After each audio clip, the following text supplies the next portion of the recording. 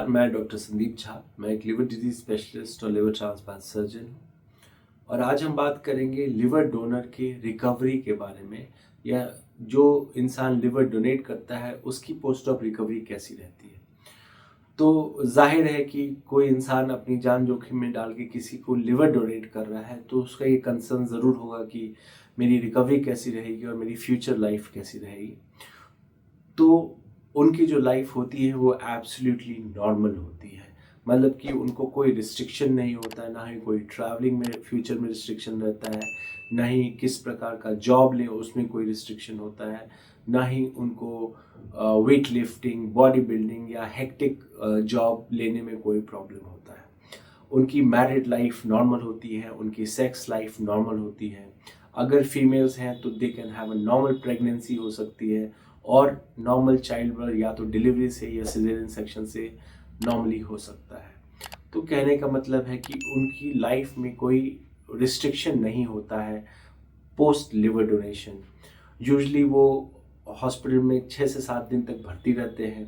तीसरे चौथे दिन वो नॉर्मल चलने फिरने लगते हैं और नॉर्मल खाना खाने लगते हैं। उनका लिवर फंक्शन टेस्ट जो है वो नियरली नॉर्मल आ जाता है चौथे पाँचवें दिन तक, और लिवर जो है वो ग्रो करना शुरू कर देता है और उनके शरीर को जितना ज़रूरत है वो उतना ग्रो कर जाता है करीब 3 से 6 महीने में। तो ये जो होता है, ये इन ब्रीफ जो रिकवरी प्रोसेस होता है डोनर का वो रहता है। एक कंसर्न होता है डोनर्स को जो स्कार होता है या जो चीरा लगता है ऑपरेशन के दौरान, उसका एक कंसर्न होता है। तो अगर कॉस्मेटिक तरह से उस सूचर को बंद किया गया है या उस इंसिजन को बंद किया गया है तो बहुत फेंट सा एक स्कार जो होता है वो परसिस्ट करता है लाइफ लॉन्ग। और आज की डेट में रोबोटिक या लैप्रोस्कोपिक डोनर सर्जरी के बाद ये कंसर्न भी काफ़ी हद तक कम हो गया है, क्योंकि चीरा उसमें नीचे की तरफ लगता है जो बहुत ज़्यादा विजिबल नहीं होता है। एक दूसरा सवाल जो बहुत कॉमन पूछा जाता है कि क्या लिवर डोनेशन के बाद हम ड्रिंक कर सकते हैं या अल्कोहल ले सकते हैं।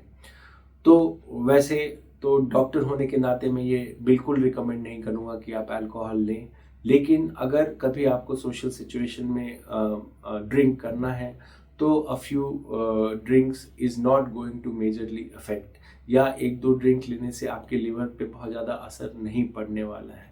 बट डेफिनेटली जितना तक हो सकता है आपको अल्कोहल अवॉइड करना चाहिए।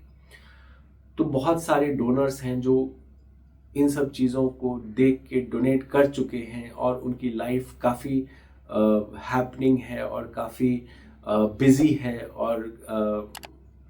और हेक्टिक लाइफस्टाइल जीते हैं।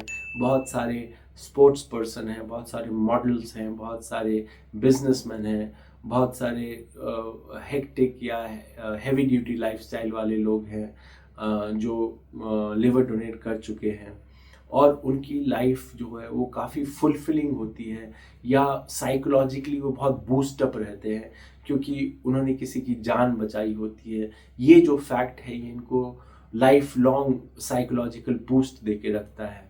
तो ऐसे ही एक सर्वे में पूछा गया था सारे डोनर से क्या कि अगर उनके पास ये डिसीजन फिर से लेना पड़ा तो क्या वो सेम डिसीजन लेंगे लिवर डोनेट करने का। तो 98% ऑफ डोनर्स ने ये कहा था कि डेफिनेटली अगर वापस से ये डिसीजन हमारे सामने आता है कि लिवर डोनेट करना है किसी की जान बचाने के लिए, तो डेफिनेटली इस एक्सपीरियंस के बाद भी हम यही डिसीजन लेंगे कि हम किसी की जान बचाने के लिए अपना लिवर डोनेट करना चाहते हैं। तो ये उस सर्वे का फाइंडिंग था।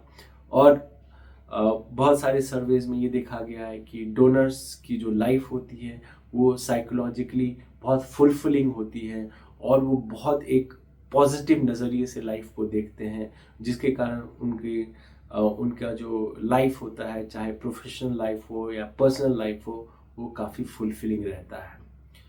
तो अगर आपको लगता है कि इस वीडियो में इम्पॉर्टेंट इन्फॉर्मेशन है जिससे आपको फ़ायदा हुआ है तो प्लीज़ लाइक करें, शेयर करें और सब्सक्राइब करें मेरे चैनल को, जिससे ये इन्फॉर्मेशन ज़्यादा से ज़्यादा लोगों तक पहुंच पाए। धन्यवाद।